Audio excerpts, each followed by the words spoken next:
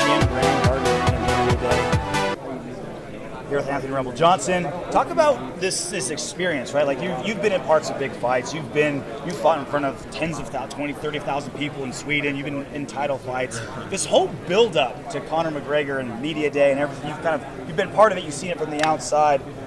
Describe that. Is that something that you saw coming? Is that something that you feel like the UFC's firing all cylinders here? Like what's going through your mind when you see all this?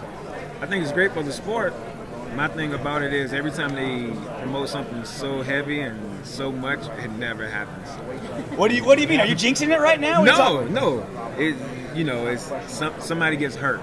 It's almost like what is it, EA Sports? When you get on the cover, you get hurt. Curse, like that. EA Sports curse. Yeah. So I wasn't expecting anything, but I was expecting something to happen.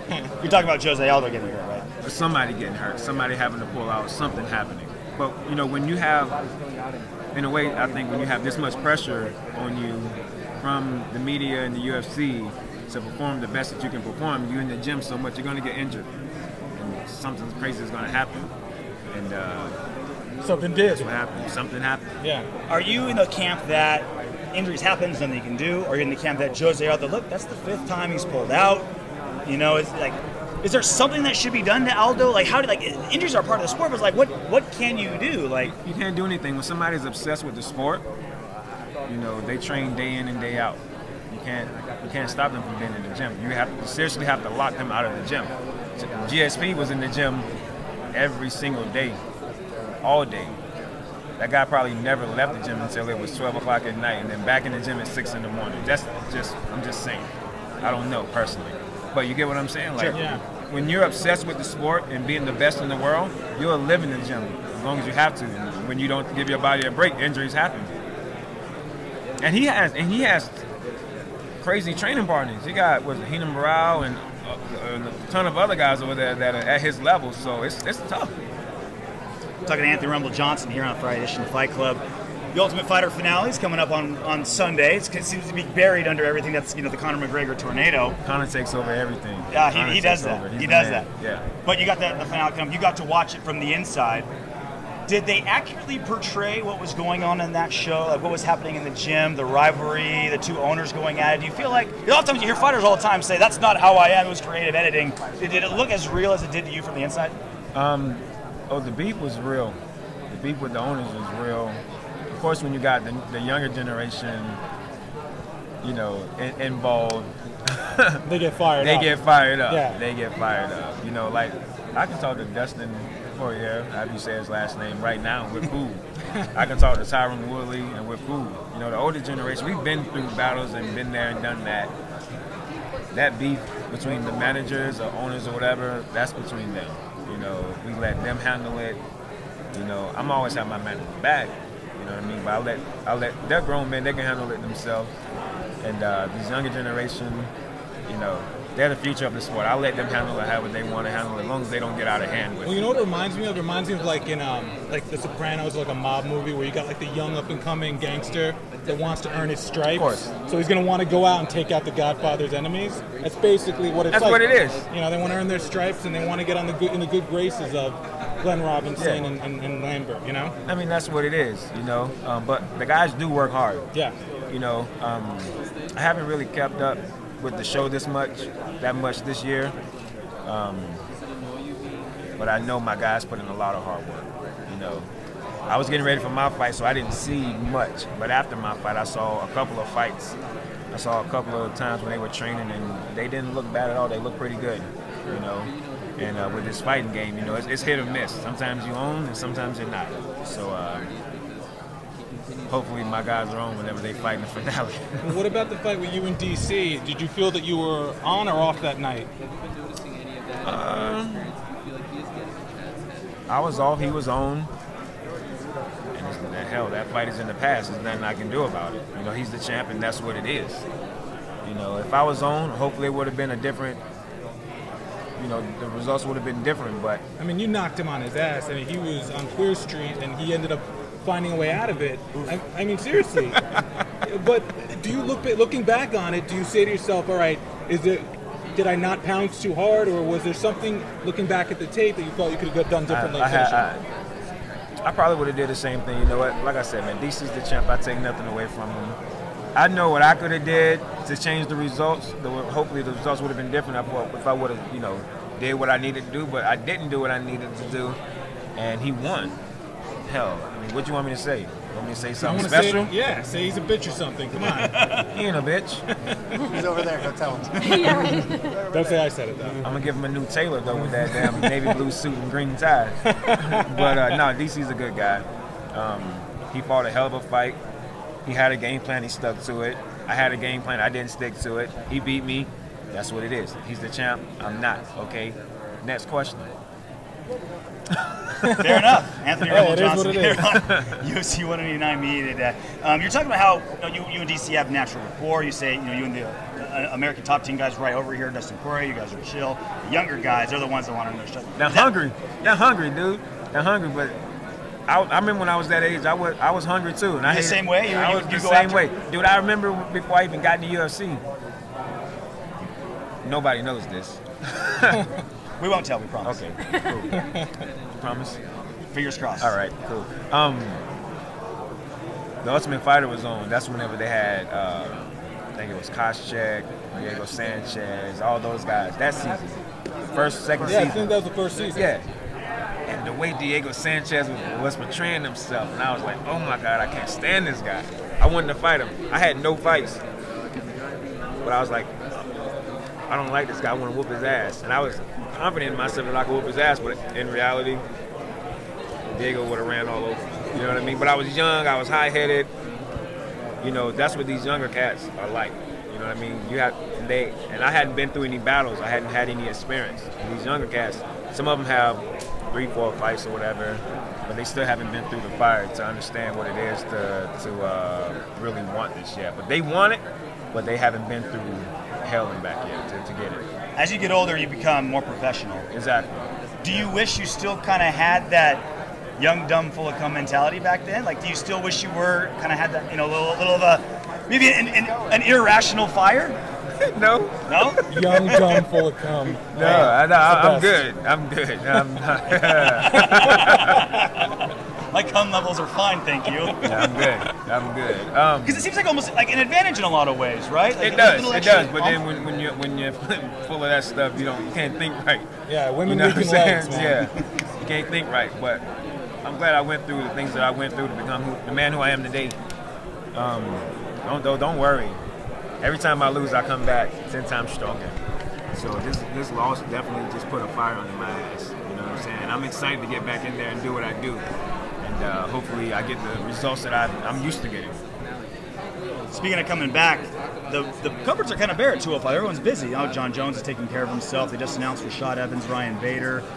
Is there any matchups that you're looking at, or any potential dates you want to fight at? Well, I have a fight lined up September 5th.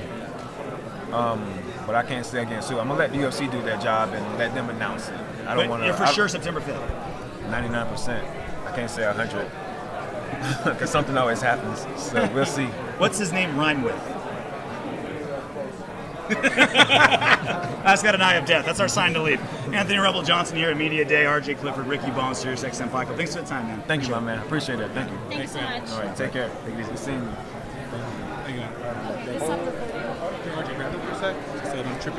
So when you talk, after watching your last he fight, had all kind of his quotes were on point. just kept, it's not supposed to be funny, homie. Yeah. Stop trying to make me see. So after your last fight, people say experience, going through the fire. Me personally, when you got up in the second round, I was like, dude's not getting up. And you did, and you fought. How much tough, did you look back at that now and go, I am 900 times tougher after that second round getting up than I was before I even walked in that cage? That took heart, right? Yeah, I mean, he hit me with an elbow. You know, when he hit me with that elbow, and I'm just like, what the hell happened? I got hot all of a sudden. And I'm like, you know the fight isn't going your way when you have fucking time to talk to yourself. You know what I'm saying? So he hit me with the elbow. Sorry for the language. Hit me with the elbow, and I'm like, why does it get hot all of a sudden? And I started sweating really bad. That's all I'm thinking. I didn't think I was cut. So if you have enough time to do this and look at your hand, it's not going your way. You know what I'm saying? And I think whenever I saw that blood and he hit me with that, I was almost like, you know, this is in a spot that is really bad. They usually stop fights with cuts there.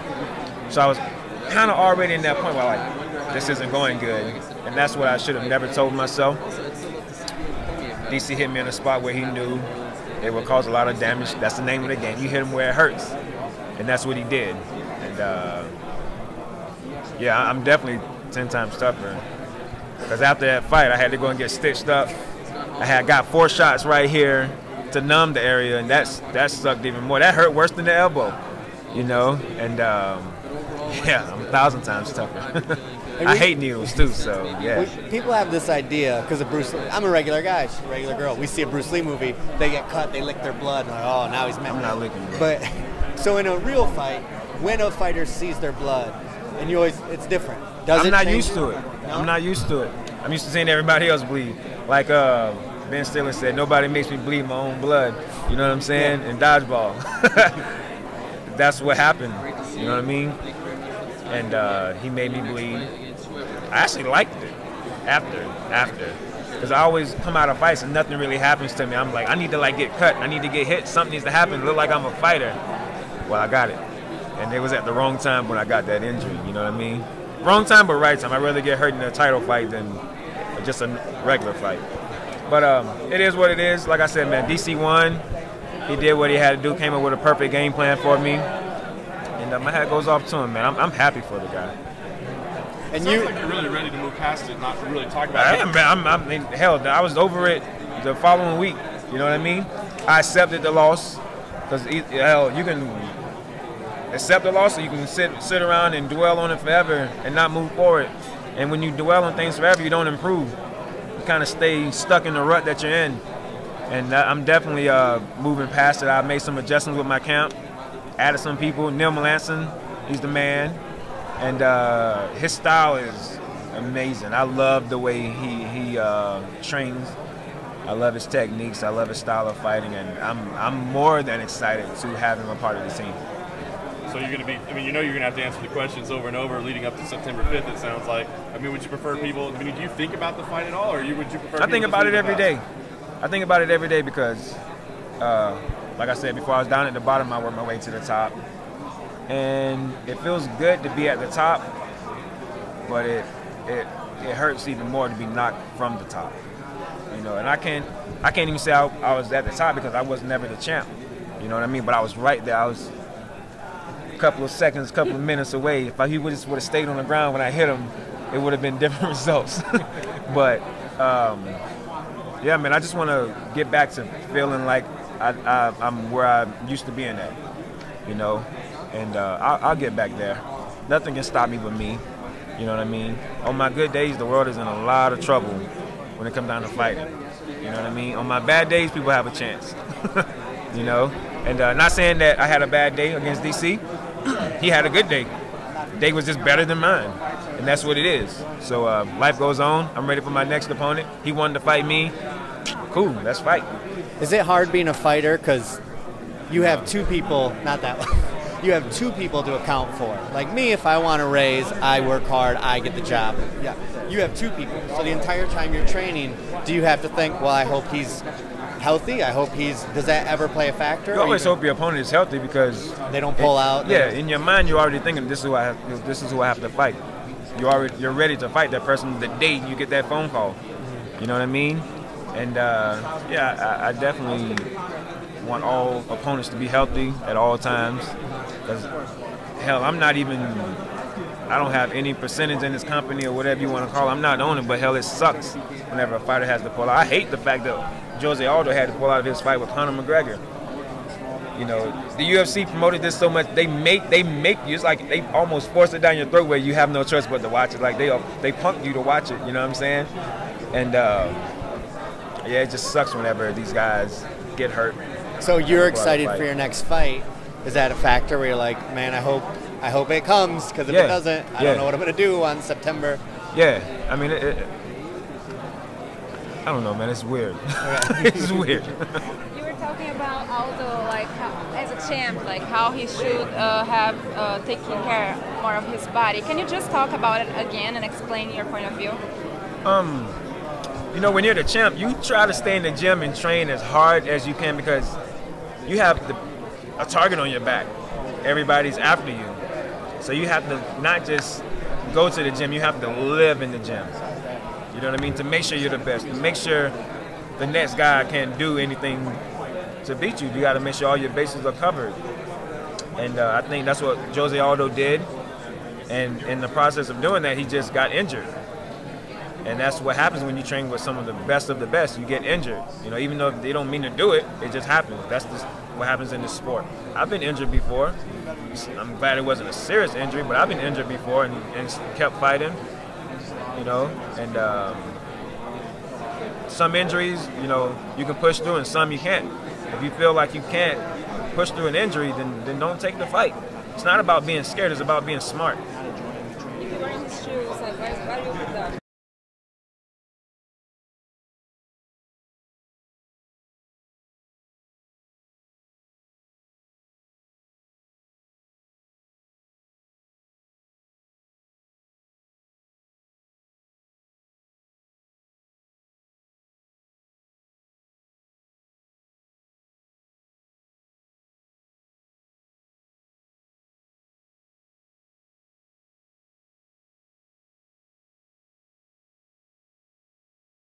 They just laughed at him. I knew from that moment that dude was like, dude, you're a joke. You know what I mean? But you won't find out until later now the results of what could have been. You know, so hopefully they still get the fight. Can you just talk about McGregor against Chad now? How do you see this fight? I see Chad doing his thing. Conor is he's a beast. Don't get me wrong. The man talks the talk and walks the walk. But I still feel like he hasn't been through the fire like Chad has. Chad has fought the best of the best already in his division. And nobody has come close to beating him except the champion. Conor has beat some good fighters, but he hasn't been through the fire like Chad. And Chad has a new type of confidence now in himself since Dwayne Lovett worked with him with his hands.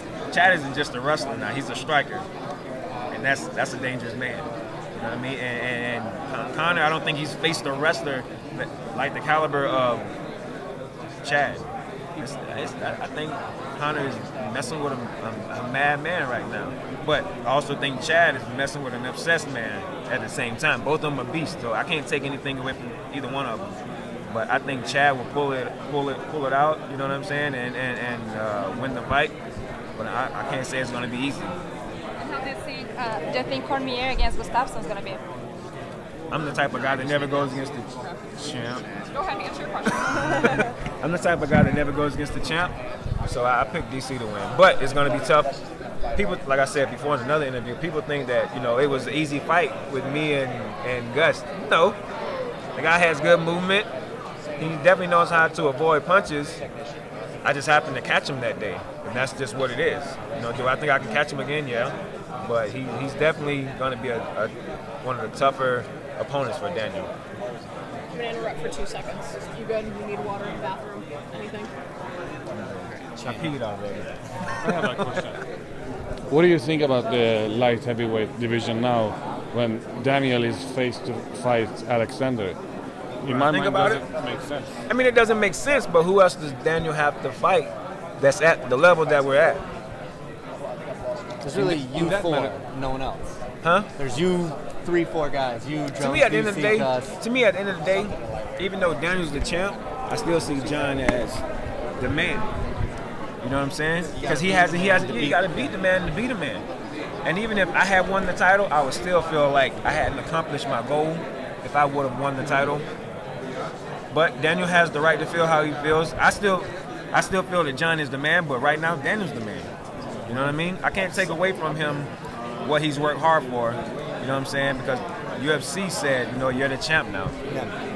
We can't punish Daniel because of what John did on outside of MMA. Yeah, that's just what it is. GSP's the man, but right now Lawler's the man. You know what I'm saying? That's just what it is. I don't know, man. It's just a weird situation. Is right it now. what is it about certain divisions, heavyweight division, 205 division? You go welterweight, there's 10 guys who are all on any given day. I mean, when 205 was the weight class to be in, you had everybody that could possibly hold a title. Whose fault? Like everyone, oh, the Klitschko brothers aren't good. No, they're good. Yeah. There's just no other good heavyweights. Yeah. That's not their fault. It's That's not their everybody fault. else's Their time. fault. Every great athlete has their time. Everybody wants to say who's the greatest, LeBron, Kobe, or Jordan. When LeBron was playing, well, not LeBron. When Kobe was at the time, he was the man. He was 18. 18, he was the man. Jordan had his time period. What is it? Wilt Chamberlain had his time period. Everybody, Magic Johnson had his time period. Larry Bird had his time period. Wilt Chamberlain wins because he came out with the books like "I Banged 10,000 Women." That What? too. All right. What? But you get what I'm saying? Like every great athlete, whenever it's their time, it's their time. It's nobody that compared to them. Every generation has that one superior athlete in every sport, and when it's their time, it's their time. Like your guys' division, there's you four, and then there's everybody else. There's you, DC, Gus, Jones, if he's around. Then there's kind of everybody else. So had you... I see, but see, the thing about it, I see it as, DC, myself, and Gus, and Rashad. Yeah. I see Bader. Bader's still up there, man. A lot of people don't like Bader's style because they say it's boring, and it's not that entertaining, but he's still a fighter. You know what I'm saying? He goes out there and he lays it on the line. You got these other fighters that are coming up, OSP, you still got Glover. It's still a tough division. But when you still put the mix of us in there together without John, if you think about it, everybody is still extremely tough. So I don't think this division is weak like people think it is. Did it bother you at all that, well, I just beat that guy, so why is that guy fighting this guy? Like I beat that guy in a minute. It bothered me. It bothered me a little bit. But Life. it is what it is. They're giving him a shot. Good for him. Hopefully he meaning Daniel, keeps the title. That's nothing against Gus. I just hope Daniel keeps the title. You know what I'm saying? He worked for it. Gus has worked for it too. But I know Gus will give him a good fight. That's for sure. Regarding the Alex fight, how does it feel to shut down a whole country? I mean, he's setting you up right now, by the way. I like how he did it, very suave. Really nice with it.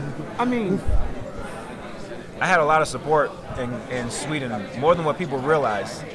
Of course, they're going to root for Alexander. That's where he's from. That was his home turf. That was his backyard. I expected to be booed, but I've never heard an arena that quiet after I knocked somebody, off the block.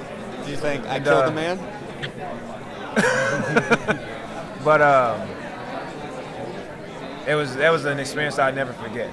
Because I was screaming, and usually when you win a fight in that way, the whole place is going crazy. I was going crazy, and my corner was going crazy, and I thought the whole damn arena was going crazy. But then when I got through hugging everybody, nobody was screaming but the five of us. That didn't look well for us. Swedish looked at, who is this crazy black man? Yeah. What I'm not going to say that.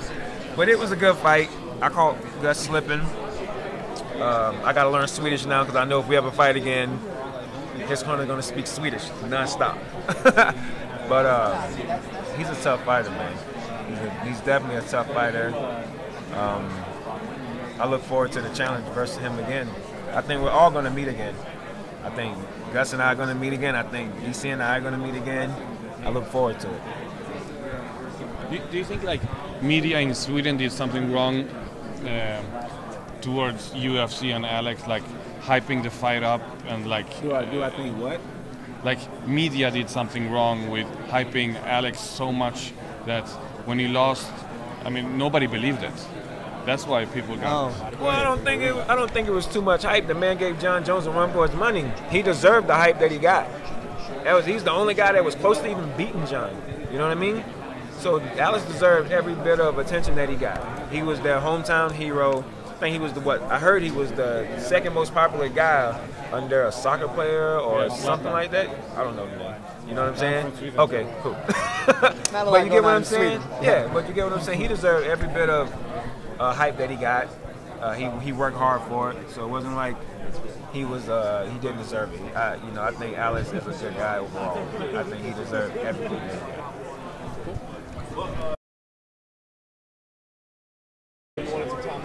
I would feel bad just like he did after having so many people in your ear telling you you're the best, you're going to win the title, and then having the results that he had when he faced me. I can understand why he got sad, upset, depressed, whatever you want to call it. That's just human nature. You're going to get that way sometimes. Thank you.